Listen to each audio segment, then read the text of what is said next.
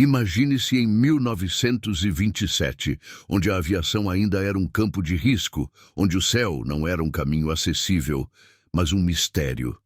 Cada voo era uma aposta contra a natureza, uma batalha que poderia ser perdida a qualquer momento. Mas, nesse cenário desafiador, surge Charles Lindbergh, um piloto relativamente desconhecido com um desejo ardente e audacioso. Cruzar o Atlântico, sozinho, em um voo direto da cidade de Nova York até Paris. É impossível não se perguntar o que levou Lindbergh a arriscar tanto, o que o motivava a enfrentar algo que parecia impossível. Não havia sistemas de navegação sofisticados, não havia rádio, não havia qualquer garantia de que o destino final seria alcançado. Apenas um homem, uma máquina e um sonho. Esse voo não era apenas uma questão de habilidade, mas de pura coragem. Lindbergh sabia que sua missão não era apenas sobre ele. Ele estava carregando nas suas costas um peso imenso. As expectativas de um país, de uma geração, de uma época inteira. Não apenas os Estados Unidos, mas o mundo todo estava de olho. A história estava prestes a ser escrita e ele sabia que os olhos do futuro estavam voltados para aquela cabine de piloto. O que ele não sabia era o que o aguardava à medida que o avião se elevava ao céu, sem olhar para trás, e o vasto Atlântico começava a se abrir à sua frente. O que ele não sabia é que antes de conquistar Paris, ele teria que conquistar algo muito maior, sua própria resistência, a dúvida interna e o medo do fracasso. Mas o voo ainda estava no início. Cada minuto que passava, ele se afastava mais da segurança e se aproximava de um destino incerto. E o que aconteceria a seguir? O que o aguardava nas vastas alturas? Era uma noite silenciosa em Nova York, e o cheiro da gasolina misturava-se com o som distante dos motores em preparação. Charles Lindbergh estava ali, diante do Spirit of St. Louis, seu monomotor, com suas asas largas e robustas. O avião, feito especialmente para a missão, parecia quase um estranho diante do céu vasto, como se estivesse pedindo permissão para conquistar o impossível. A multidão se afastava lentamente, deixando o campo vazio. Era hora de partir. Lindbergh estava prestes a realizar algo que poucos sequer imaginavam ser possível. Sem rádio, sem instrumentos de navegação modernos, ele estava prestes a atravessar um oceano solitário, com apenas sua habilidade, intuição e o vasto desconhecido à sua frente. Enquanto o Spirit of St. Louis começava a rolar pela pista, uma nuvem de poeira se levantava, como se o próprio mundo estivesse tentando segurar o avião de qualquer maneira. Cada centímetro percorrido parecia um empurrão do destino. Mas Lindbergh não hesitava. O som do motor, distante e forte, preenchia o espaço à sua volta. Era como se o barulho do motor fosse a única coisa conectando-o à realidade. Uma âncora contra o abismo de incertezas que se abria diante dele. E então, o avião subiu. O horizonte foi se afastando, e o que antes parecia uma estrada clara para a segurança, agora se tornava um mar de nuvens e escuridão. À medida que ele se afastava da terra, Lindbergh sentiu a imensidão do vazio. A vastidão do Atlântico parecia engolir sua presença, e ele sabia que não havia volta. Não havia mais cidade, não havia mais pessoas. Apenas ele, o avião e a eternidade do céu. Mas em algum ponto, ao longe, o medo também foi se dissipando. O que parecia impossível começou a se tornar real. A cada instante, a cada curva do voo, ele se aproximava mais da história. E à medida que o horizonte se transformava em algo mais distante e menos tangível, Lindbergh sabia que aquele voo não seria só sobre o que ele estava deixando para trás, mas sobre o que ainda viria à frente. O tempo estava se esticando, e o oceano se tornava uma vastidão insondável. Ele sabia que o pior ainda estava por vir. Que desafios o aguardavam nas profundezas daquela escuridão? A jornada de Lindbergh não era mais uma simples travessia. Era uma luta pela sobrevivência. No silêncio imenso do Atlântico, com as estrelas como únicas testemunhas, ele começou a sentir o peso da solidão. O avião, que agora parecia mais uma extensão de seu próprio corpo, tinha seus próprios caprichos, suas próprias queixas. O motor, incansável, rugia, mas em alguns momentos ele parecia quase desvanecer, como se quisesse sucumbir ao próprio desgaste da jornada. A cada hora que passava, a tensão aumentava. O sol desapareceu, dando lugar à escuridão e ao frio cortante. A linha do horizonte já não era uma linha, mas uma mancha distante e indefinida que parecia não se mover. A pressão física e mental se acumulava, e Charles sentia o cansaço em cada músculo. Seus olhos, que começaram a pesar de sono, piscavam mais rapidamente. Ele se forçava a se manter acordado. A vida de milhões de pessoas, seus próprios sonhos e esperanças, pareciam repousar sobre aqueles momentos silenciosos, desconcertantes e perigosos. O vento cortante e o frio penetrante faziam do cockpit um campo de batalha. Cada movimento do avião parecia imprevisível, como se ele estivesse dançando com forças naturais além de seu controle. Ele sabia que a estabilidade do voo estava por um fio e que qualquer erro, por mais simples que fosse, poderia ser fatal. Mas sua mente, que já estava afiada como uma lâmina, estava cada vez mais focada. O medo não era mais uma opção. A solução não estava no conforto do descanso, mas na pura resistência do corpo e da mente. Mas como ele poderia continuar? Como encontrar forças para continuar enfrentando essa vastidão quando o medo da falha pairava sobre ele como um espectro? E se ele não conseguisse seguir em frente, o que aconteceria? À medida que ele avançava, a luta interna se tornava ainda mais feroz. O desespero estava ali, sussurrando em seus ouvidos, tentando minar sua determinação. Mas ele não podia parar, não poderia desistir.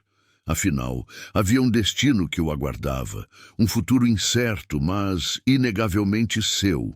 Porém, o que ele não sabia era que o pior ainda estava por vir, e aquele obstáculo não viria do que estava no ar, mas de algo que ele jamais imaginara.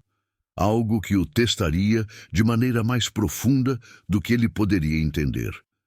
Quando a noite se estendeu por completo, o que parecia um desafio já insuportável se transformou em um pesadelo absoluto. O céu, antes quieto e estável, começou a mudar. Uma densa nuvem escura se formava no horizonte, engolindo o pouco de luz que ainda restava. A tempestade, que parecia surgir do nada, invadiu a cena com uma violência aterradora, como se o próprio Atlântico estivesse revoltado com a ousadia do piloto. A primeira rajada de vento foi um golpe. O avião, que até então parecia ser seu aliado, agora parecia uma folha frágil nas mãos de uma força da natureza imbatível. O controle, sempre preciso, começou a falhar. A aeronave balançava, sacudida por rajadas de vento impiedosas, e o som das gotas de chuva batendo contra a fuselagem parecia um tambor de guerra. Era como se o próprio céu tivesse escolhido aquele momento para lutar contra ele. A visibilidade despencou. Lindbergh mal conseguia ver à frente. A tempestade se abateu com força total, criando um cenário de completo caos. Relâmpagos cortavam o céu, iluminando o vasto oceano que parecia engolir tudo à sua volta. Ele sentia o calor da eletricidade nas suas mãos, mas nada mais parecia fazer sentido. O vento rugia como um monstro invisível, tentando arrancar a aeronave do céu. Ele não sabia o que viria a seguir, só sabia que estava no meio de uma batalha imensa, onde sua coragem era a única coisa que poderia mantê-lo ali, firme. No meio daquele furor, Lindbergh teve um pensamento aterrador. Ele estava sozinho, só ele, naquele pequeno ponto no imenso céu, encarando a tempestade. Não havia nada além do som da tormenta e da batida incessante das asas cortando o ar. Mas, ao mesmo tempo, ele sabia que o destino não poderia ser alterado. Não havia mais como voltar atrás. O medo não ajudaria e as dúvidas não seriam mais toleradas.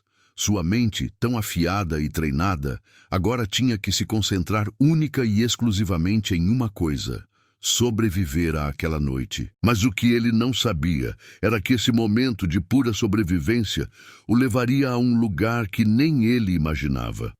O verdadeiro teste não seria a tempestade, mas o que estava à frente, aguardando em silêncio.